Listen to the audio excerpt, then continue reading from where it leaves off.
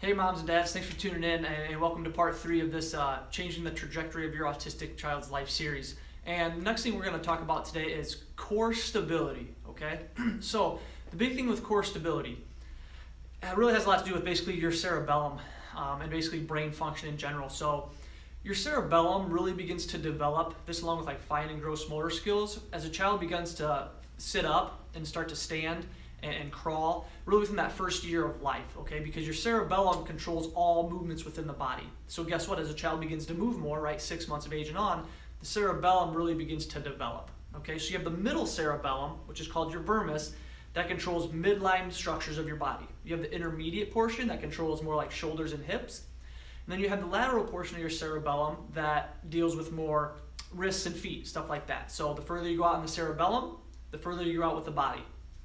So when you think of core stability, where's your core at? Your core is midline, right? Your core is right down the center of your body, your spine in particular, okay? So you need to have a strong core, because a strong core is basically saying you have a strong cerebellum, okay? Because the middle of the cerebellum controls the core, right? So they go hand in hand. And the big thing I want to kind of talk about is how it really relates to chiropractic. So when I adjust a child's spine and we restore motion at that joint, remember movement, the brain loves movement, what we do is, with a very specific, a very gentle, a very safe adjustment, is it really fires into the cerebellum, right? Because the cerebellum is a midline structure. So we adjust the spine, boom, really get that cerebellum firing really well.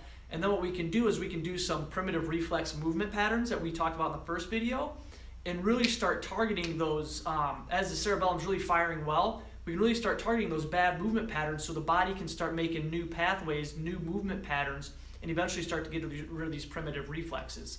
Another thing we do is we can adjust a wrist, right? Well, that's going to fire to the lateral cerebellum. So a lot of kids that have, these gross motor issues or even fine motor issues, once we stimulate that cerebellum with adjustments, guess what? We can also improve gross and fine motor stuff. So the big thing I want you to understand when it comes to core stability is the fact that a weak core is basically significant of a weak cerebellum, okay?